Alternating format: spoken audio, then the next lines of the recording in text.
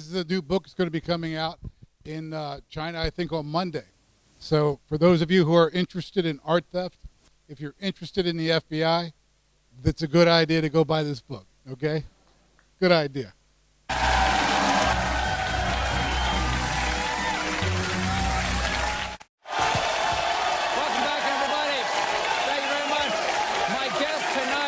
Recovers stolen paintings and founded the FBI's national art crime scene. I hear a lot of the suspects have been framed. Please welcome Robert K. Whitman. Hey,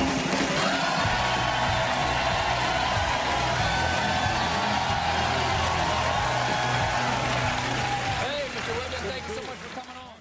I hope you all speak English, or some of you do, so you understand what we're talking about today. We're going to be talking about art theft and how the FBI investigates art theft, crimes. And we work around the world to try to stop these crimes. It's very important.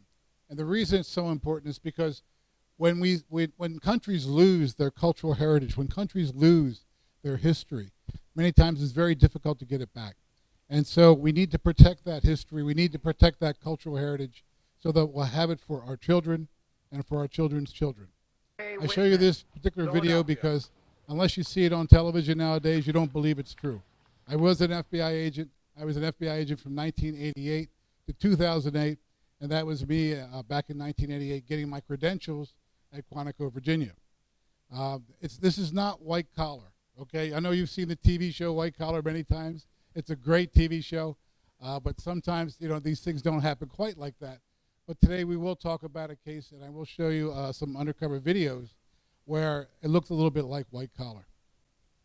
When we talk about art, and we talk about art theft and crime, we have to talk about something that's not the normal situation. It's not art appreciation. It's not art history. We're talking about the business of art. And what that means is we're talking about the industry. Now, to understand that, you have to know how big it is. The art industry in the United States is about a $200 billion industry. Billion dollars, okay? 200 billion.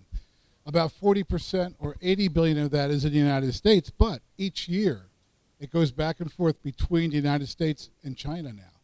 China is, last year was the #1 art consuming country in the world, all right? China, because of the fact that your economics are coming up and doing so well. #1 last year. This year, it's back to the United States, but each year that goes back and forth depending on the economy. So in the United States, about 40% or 80 billion of that is there. That's the same thing for China as well. $6 billion out of the 200 billion is illicit cultural property. That is art crime, $6 billion a year. You're talking about theft, fraud, forgeries, and fakes. All 4 types of crime. By far, the biggest problem in the art crime market is not theft. It is fraud, forgery, and fake. There are some estimates today that 70% of the art that's bought in China, of the antiquities, are literally fake. So it's a big problem. It's a big problem for collectors. It's a big problem for institutions. It's a big problem around the world. There are many different federal art theft violations. These are some of the crimes that the FBI investigates. You don't need to know all these, but interstate transportation and stolen property, that actually has to do with material that comes into the U.S. that's stolen. That would be actually Chinese material that came into the U.S. If it's taken illegally from the country, it would be investigated by the FBI as stolen property. These other statutes are U.S. statutes that happen in the United States. They don't apply necessarily to China. But, that's how the FBI gets involved with these cases. What we have in the FBI in the United States is what they call a public resource, which is the FBI Art Crime Team. What had happened was I had started investigating these cases in 1988. And by 2005, I had worked in 20 different countries. And literally, after doing that work in 20 different countries, I realized that the Carabinieri, they have more than 300 investigators in Italy that do nothing but art crime investigation. In France, there's more than 30 in Paris. There's 2 full squads in Spain. And in London, of course, you have the Scotland Yard that has an entire antique squad. In the United States in 2005, we did not have an art theft investigation team anywhere in the country. So as a result, in 2005, we started the FBI art crime team. It started out with 8 agents, only 8, but today there's 14. They've recovered more than $150 million worth of stolen art and more than 1,000 items. So it has joined up, it has gotten bigger, and it's gotten better. And I guess there's some good investigative resources there. And, you know, as a result of that, I've been able to train these individuals. They've done a great job. But there are limitations to law enforcement. So when I retired in 2008, I started my own company, Robert Whitman Incorporated, and we do investigation, security, site security surveys for museums and institutions, and we work with collection management to try to protect people from being victims of fraud and victims of theft. How is art crime committed? Because, you know, from the movies, you see, you know, a grid of lasers, and Catherine Zeta-Jones puts on a skin-tight suit, and somehow showing her butt helps get her through. Yeah, it's my friend Stephen Colbert. He has some great jokes. And that's the truth. You know, people are interested in art crime. And the reason people are interested because they think it's sexy. Hollywood has created this idea that art crime and art criminals are handsome, you know, sexy individuals. And as you can see, you know, you have Sean Connery and Catherine Zeta-Jones. They did a great movie called Entrapment. And, of course, there's Pierce Brosnan in the middle, a great star from the United States. And, of course, what was the movie he was in?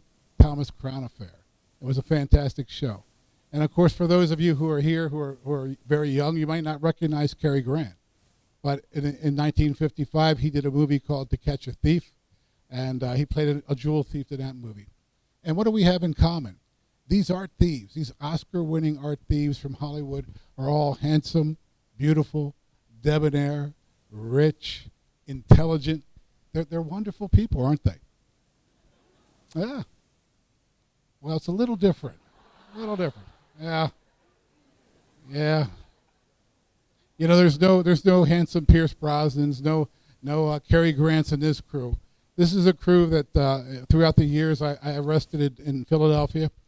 They were responsible for at least 4 large crimes, and in fact, they were responsible for stealing somewhere around $4 million worth of stolen art and cultural property. Some of that material we never actually got back. We lost it. So it is a very terrible crime when we lose our art, when we lose our cultural property. And as you can see, there's no handsome devils here, you know, just devils. When we talk about art theft too, we talk about museum theft. Now, when we look at museum thefts, we've found that 88 to 90% of museum theft occurs from insiders. It's people who have access, people who go in and study the collections, the curators who actually are, protect the collections. Those are the people who actually steal the material. That's about 90%. 10% is armed robbery, and of course then there's burglaries of people who go in and steal in the middle of the night. So art theft is a terrible problem. 90% of it's insider. It's almost $6 billion a year in a total art crime market. But you know, the best way to illustrate how this happens is to talk about a case. So what I wanted to do is talk about Operation Bullwinkle, which was an undercover operation that the FBI conducted from 2004 through 2005. It involved more than $35 million worth of paintings that were stolen in an armed robbery from the Swedish National Museum in Stockholm, Sweden. What had happened was, in the year 2000, 3 individuals went into the Swedish National Museum in Stockholm. They went in around 5 o'clock in the evening on December 23rd. They had machine guns. As they went in, they put everybody on the floor. Once they did that, the 3 individuals, one was held everyone down, the other 2 ran throughout the museum, and they started stealing paintings. They took 2 by Renoir, you know, the Impressionist painter from France, and they took the Rembrandt, a Rembrandt self-portrait. Now, it's a very small painting. It's a beautiful piece. It's done on copper, and it's worth about $35 million. The other 2 paintings were worth about $7 million. Total price for this was $42 million. That made that the largest art theft crime in Swedish history. So as they got away, what they did was they set up 2 car bombs on the main roads that led to the museum. And what that did was it stopped the police from responding to the museum. At that point, the police couldn't get there. Remember, it's heavy traffic. It's December 23rd, heading towards Christmas. There's car bombs going off. Everybody stops. Well, what would you think then? How are they going to get away? Well, as you can see, the museum is right on the harbor. So what they had done was they parked a speedboat, all right, in front of the museum to help them to get away up into the harbor. So here you go. It's it's actually a very good crime. You know, machine guns, car bombs going off to stop the traffic. They get away with their speedboat. Within a year, one of the paintings was recovered, one of the Renoirs, by the Swedish National Police. But after that, that was it. For the next 5 years, there was no more information. In 2005, the Los Angeles FBI developed a source, and we're doing a undercover drug investigation. And one of the individuals that was involved in that drug investigation started talking about having the second Renoir. Remember, we had 2 stolen. One was recovered in 2001. Now the second one started to show up. As a result of that, they started talking about that on the telephone. They were able to recover the second Renoir. It was actually in a safe in a pawnbroker shop on Wilshire Boulevard in Los Angeles. So we had started the art crime at that point, and I got a call from the agent who was working in Los Angeles, and he said to me, he said, "Bob, what do you know about a Renoir that was stolen from Sweden?" I said, "Well, of course, it was done in 2000. I had known about the case." And I said, "There was also a Rembrandt." So I said, "Why don't you check with the individual who had the Renoir, and let's see if we can get that Rembrandt back." So he did. And ultimately, that person, he cooperated with us. And that started Operation Bullwinkle. Now, the reason we called it Bullwinkle was because his name was Boris, all right? So you're looking at Boris, the Bulgarian. So we figured Bullwinkle, Boris, it all kind of goes together. Now you know how the FBI creates these names, okay? It's not really always very technical, but sometimes it goes without saying.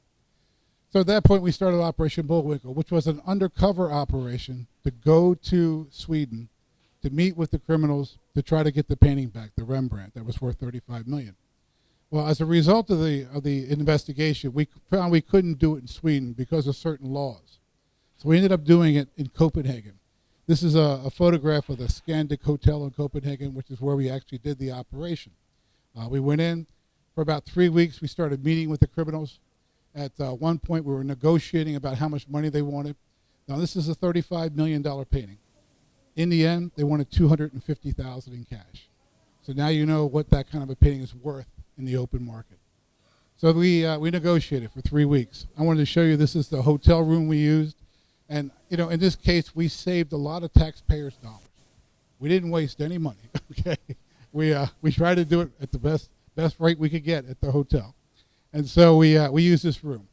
After negotiating for about 3 weeks, finally, I said to the criminals, and in this case, I was working undercover as an authenticator for an Eastern European crime group, and I was like a professor who was going to authenticate the painting and then make the buy. So I'm negotiating with them. I finally tell them, "Go home. We've had enough time. Let's get this painting and bring it back." So they said okay. They said they would do it at that point. They trusted me. So they did. They went home. I got a call the next morning, and I was talking to the Swedish National Police. They said they're on their way back. They're on a train. They're heading down to Copenhagen, which is about a 5-hour train ride. And they said they have a bag. They're carrying a bag. There's 3 individuals carrying a bag. He said that the painting looks like it's in that bag. Do you want us to stop them? Do you want us to arrest the people? I said no. I said let them come.